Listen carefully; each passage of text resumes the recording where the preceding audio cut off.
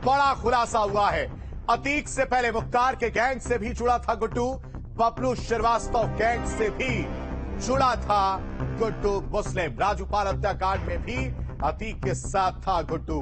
CBCID की chargesheet में गुड्डू मुस्लिम का नाम था। अतीक के गिरोह के लिए बमबाजी का काम करता था गुड्डू और अतीक के गिरोह से लंबे समय से जुड़ा हुआ था। प्रयागराज के राजरूपपुर इलाके में रहता है गुड्डू मुस्लिम। गुड्डू मुस्लिम के करीबी रिश्तेदारों को हिरासत में लिया गया है और गुड्डू पर 50,000 रुपए का इनाम भी घोषित किया गया है। तो ये वो शख्स गुड्डू मुस्लिम जिसके हाथ में आप काले रंग का बैग देख रहे हैं, सफेद रंग की शर्ट पहने, हाथ से बम निकालकर बमबाजी ऐसे कर रहा है जैसे मानो बारात में फूल बरसा रहा हो। इस तरह से वो बमबाजी करता हुआ नजर आ रहा है बिना किसी डर के, बेखौफ। आप इसके बमबाजी करने के तरीके से अंदाजा लगा सकते हैं कि ये कितना बड़ा माफिया रहा है, कितना बड़ा माफिया है जिसके ऊपर 50,000 रुपए का इनाम घोषित किया गया है। और अतीक गिरोह के साथ साथ बबलू श्रीवास्तव गैंग से भी जुड़ा था गुड्डू मुस्लिम। इसके अलावा मुख्तार के गैंग से भी गुड्डू मुस्लिम जो है वो जुड़ा था। उमेश पाल शूटआउट कांड की जांच जैसे जैसे आगे बढ़ रही है, तमाम नए तथ्यों का खुलासा हो रहा है। पुलिस और एसटीएफ ने सदाकत खान नाम के एक साजिशकर्ता को गिरफ्तार किया है जो इसी मुस्लिम छात्रावास का रहने वाला है। मुस्लिम हॉस्टल के कमरा नंबर 36 में सदाकत रहता था और ये बताया जा रहा है कि सदाकत खान के कमरे पर ही पूरी प्लानिंग को फाइनल टच दिया गया था। और इसके पहले जब उमेश पाल ने गवाही से पीछे हटने से इनकार कर दिया था तो जो शूटआउट कांड में जो तमाम शूटर्स थे और अतीक के करीबी थे वो अतीक से मिलने गुजरात के अहमदाबाद की साबरमती जेल में पहुंचे थे, जहां पर अतीक अहमद ने इस पूरी प्लानिंग को, इस पूरे शूटआउट को हरी झंडी दिखाई थी और उसके बाद ये कहा था कि तुम बरेली जेल में अतीक के छोटे भाई अशरफ से जाकर मिलो और अशरफ ये तय करेगा कि कौन कौन लोग इस प्लानिंग में, कौन कौन लोग इस शूटआउट में शामिल होंगे, किस तरह से अटैक किया जाएगा, किन हथियारों का इस्तेमाल किया जाएगा, कौन शूटर्स होंगे। प्रयागराज से वीडियो जर्नलिस्ट विवेक श्रीवास्तव के साथ मानवेंद्र प्रताप सिंह, न्यूज स्टेट उत्तर प्रदेश। प्रयागराज हत्याकांड से जुड़ी एक और बड़ी खबर आपको बताएं, जहां इस हत्याकांड का एक और वीडियो सामने आया है और उसके बाद सवाल पूछे जा रहे हैं। गाड़ी और बाइक से उतरकर हमला करते आरोपी जो है वो दिखाई दे रहे हैं, साफ साफ हमला करते हुए आरोपी दिखाई दे रहे हैं। हमने कहा एक महिला जो है वीडियो बना रही है जिसके वो भी कहीं ना कहीं संदिग्ध नजर आ रही है और जिसको लेकर एसटीएफ लगातार छानबीन कर रही है। देखिए ये अतीक का बेटा है और पीछे की तरफ आप देख सकते हैं ये राइफल, ये जो पांचवा आरोपी है वो नजर आ रहा है। बाइक पर 2 आरोपी आपको नजर आ रहे हैं, गुड्डू मुस्लिम, ये अतीक का बेटा। और पीछे की तरफ ये वो जो गाड़ी है आप देख सकते हैं, काले रंग की जो गाड़ी नजर आ रही है उसमें से एक शख्स उतरता है, एक महिला उतरती है जिसके हाथ में मोबाइल फोन होता है और वो फिर इस पूरे जो वारदात वहां पर चल रही है उसका वीडियो शूट करती हुई नजर आती है। अब ऐसे में सवाल यह है कि जहां पर बमबाजी हो रही है, गोलीबारी हो रही है, आप देख सकते हैं जो पीछे की तरफ जो लोग हैं वो अपनी अपनी गाड़ी छोड़कर वहां से भागते हुए नजर आते हैं। वहीं डिवाइडर के दूसरी तरफ अगर आप ध्यान से देखेंगे, लोग दहशत के मारे जिनकी दुकानें खुली हैं वो शटर नीचे की तरफ गिराते हुए नजर आ रहे हैं। लेकिन जो महिला है वो बड़े आराम से बिना किसी डर के, बिना किसी खौफ के गाड़ी से उतरती है, जिसके गले में एक आईडी कार्ड लटका हुआ नजर आ रहा है और वो हाथ से मोबाइल लेकर शूट करती हुई पूरा वीडियो नजर आ रही है। और इसी के आधार पर अब जो है कहीं ना कहीं इस महिला से भी संदिग्ध के घेरे में नजर आ रही है कि जब बमबाजी हो रही है तो वो उसके अंदर वो डर नहीं नजर आ रहा है। ये वीडियो बनाते हुए महिला नजर आई, ये भी कहीं ना कहीं संदिग्ध के घेरे में है।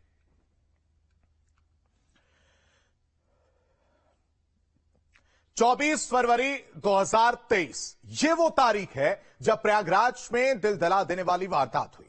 2005 में हुए राजूपाल हत्याकांड के इकलौते गवाह उमेश पाल की हत्या सरेआम गोलियों से भूनकर कर दी गई।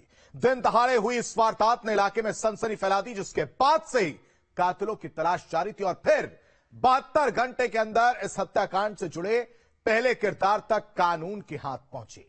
प्रयागराज के नेहरू पार्क में हुए शूटआउट में पुलिस ने अतीक के गुर्गे को मौत के घाट उतार दिया और इसके साथ ही प्रयागराज में शूटआउट का पार्ट 2 तैयार हुआ।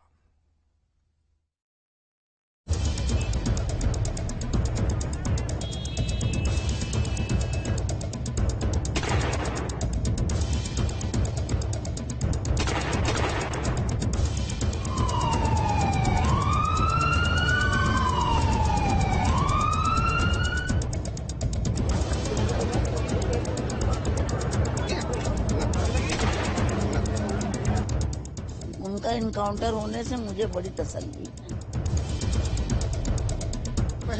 पहली घटना है जो आरोपी हैं दोषी उनके खिलाफ, और इसमें शूटर अरबाज की मौत हो चुकी है।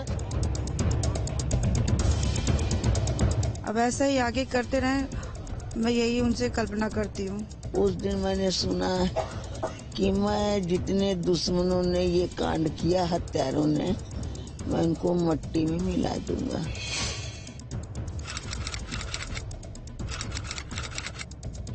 चौबीस फरवरी की इन तस्वीरों को भला कैसे भुलाया जा सकता है। प्रयागराज में सरेआम गोलियों से भूनकर उमेश पाल को मौत की घाट उतार दिया गया था।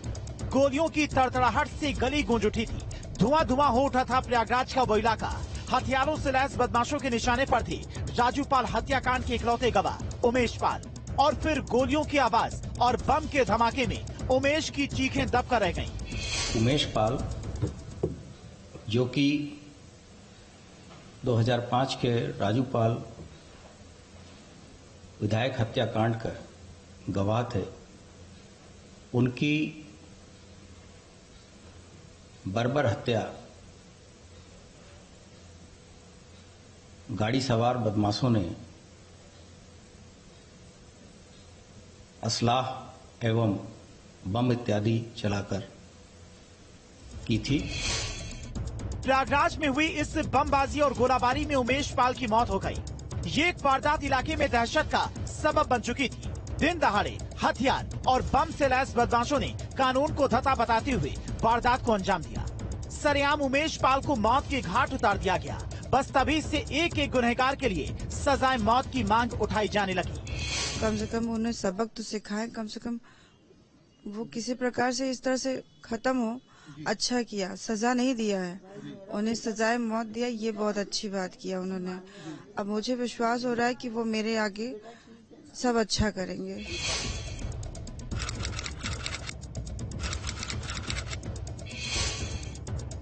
उमेश पाल हत्याकांड के अभी 72 घंटे बीते थे कि पुलिस को इस जुर्म से जुड़े एक अहम किरदार की खबर मिलती है। अरबाज नाम का यह किरदार 24 फरवरी को हुए हत्याकांड में इस्तेमाल की गई क्रेटा कार का ड्राइवर था। हथियारों से लैस होकर पहुंचा अतीक अहमद का गुर्गा अरबाज उस रोज कार में हथियारों को लेकर पहुंचा था।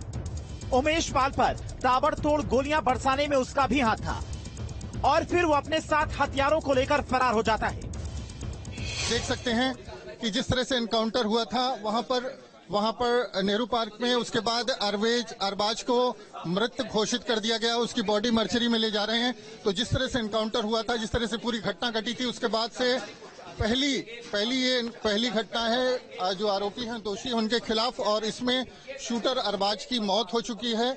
और अरबाज की ये बॉडी जो है SRN अस्पताल लेके जा रहे हैं। आप देखें तो ये सीधे तस्वीर आप देख सकते हैं, मर्चरी ले जा रहे हैं और मर्चरी में वहां पर इसकी बॉडी का पोस्टमार्टम होगा। तो अरबाज नाम है इसका, शूटर का। और ये बताया जा रहा है कि उस पूरी घटना में ये गाड़ी चला रहा था जिसमें एनकाउंटर हुआ था। तो ये गाड़ी जो है वो चला रहा था। कार के ड्राइवर अरबाज की तलाश प्रयागराज पुलिस को शहर के धूमनगंज इलाके में लेकर पहुंची, जहां पुलिस से बचने की फिराक में अरबाज नेहरू पार्क के अंदर छिपकर बैठा था। लेकिन खुद को चारों तरफ से घिरता देख अरबाज ने पुलिस पर फायरिंग शुरू कर दी। जवाबी फायरिंग में पुलिस की बंदूक से निकली गोली अरबाज की मौत की वजह बन गई। जब सूचना मिली कि कुछ संदिग्धों का मूवमेंट है नेहरू पार्क क्षेत्र में, थाना धूमनगंज में, तो इस सूचना मिलने पर जब पुलिस की टीम्स वहां पहुंची हैं, तो पुलिस की टीम्स पहुंचने पर इनके द्वारा पुलिस के ऊपर फायरिंग की गई। और इस कार्रवाई में जब ये इधर उधर निकलने का प्रयास कर रहे थे और फिर पुलिस की टीम्स ने पीछा किया और जवाबी कार्रवाई उधर से इनके द्वारा वो किया गया, तब इनको इंजरी आई और उसके बाद में इन्हें इलाज के लिए ले जाया गया और बाद में ये SRN में जाकर इनको मृत घोषित किया गया है।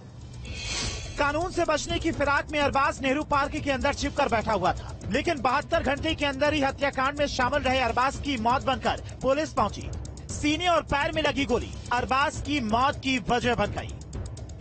किसी तरह से इनका भी कार्रवाई हो, पूरी तरह से ये लोग नेस्तनाबूद किए जाए। कम से कम अगला कोई आदमी इस तरह से ना प्रताड़ित हो कि जैसा हमारे साथ हुआ है, किसी और महिला ऐसे ना हो जिस तरह से मैं हुई हूँ। मैंने कल्पना नहीं किया था कि मेरे साथ ऐसी कुछ घटना घटेगी। आप चाहती हैं और सख्त कार्रवाई देखने को मिले आगे भी? बिल्कुल सख्त, एकदम बिल्कुल सख्त हो जाए।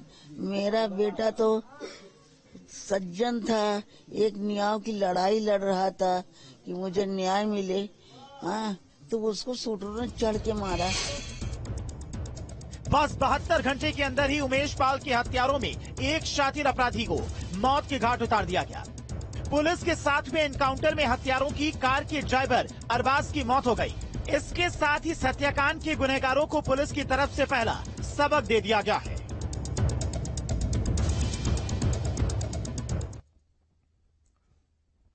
बहत्तर घंटे पहले उन लोगों ने सरेआम उमेश पाल की हत्या कर दी। जुर्म के 72 घंटे तक वो हत्याकांड प्रयागराज में दहशत का सबब बना रहा। फिर इस वारदात से जुड़ा अहम किरदार हत्यारों की कार का ड्राइवर कानून के हत्थे चढ़ा, जिसके बाद अब इस जुर्म से जुड़े और भी किरदार हैं जिन लोगों तक पहुंचने की तैयारी तेज कर दी गई है।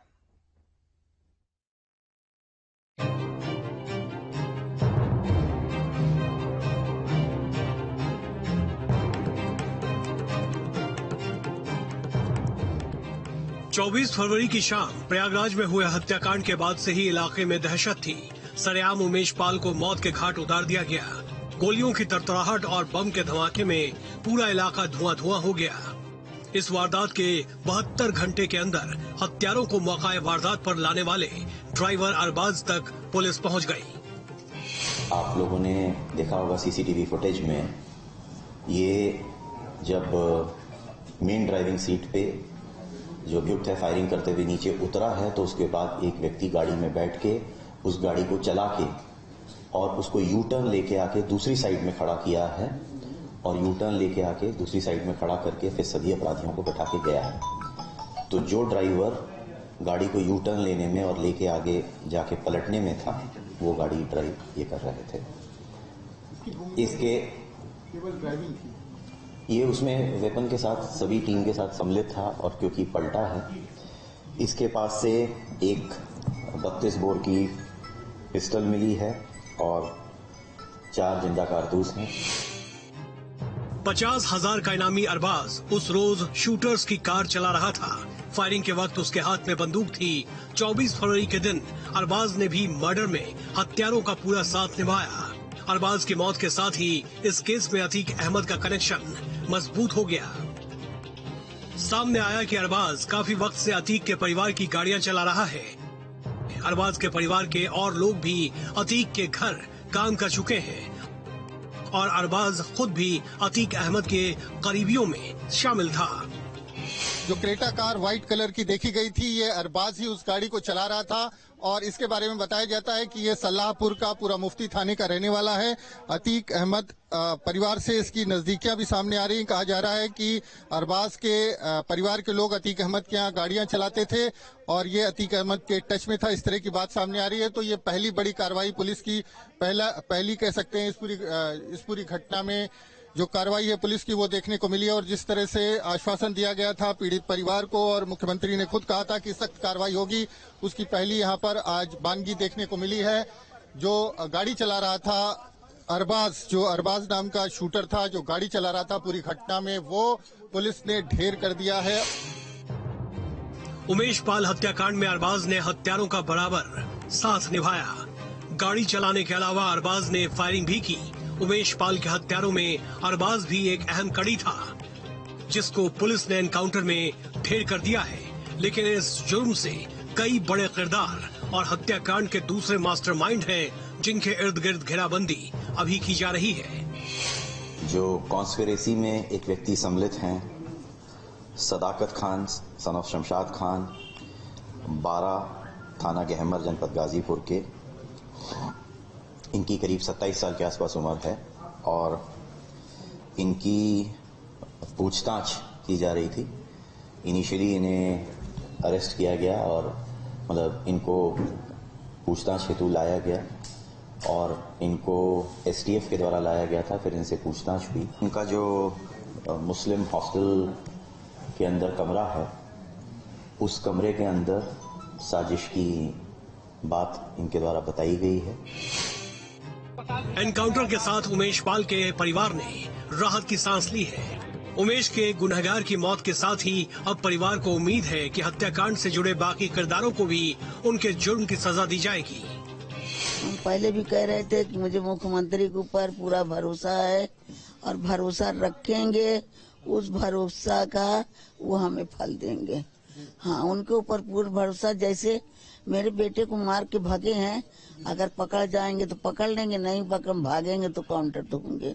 उनका इनकाउंटर होने से मुझे बड़ी तसल्ली। दिन दहाड़े जिस बेखौफ तरीके से उन लोगों ने वारदात को अंजाम दिया, उसका हिसाब भी बस 72 घंटे के अंदर कर दिया गया। सरेआम मौत का खूनी खेल खेलने वाले अरबाज को उसके गुनाह के लिए ढेर किया जा चुका है, लेकिन चुनौती अभी भी खत्म नहीं हुई है। अरबाज जो है उसके परिवार को भी सूचना दे दी गई है। सामने, एकदम सामने अगर हम देखें तो यहाँ पर अरबाज के शव को लाया गया है और जिस तरह से इस पूरे मामले में दबाव था, एक तरह से कह सकते हैं पुलिस पर भी और सरकार पर भी सरकार भी दबाव में थी। लगातार विपक्ष सरकार को घेर रहा था इस मुद्दे पर, लेकिन फिर भी हम कहेंगे कि अभी ये एक तरह से एक छोटी कड़ी था अरबाज, क्योंकि इसमें मास्टरमाइंड दूसरे लोग हैं और बड़े शूटर्स दूसरे लोग हैं और जिन पर आरोप लगा है वो सब अभी पुलिस की पकड़ से बाहर है।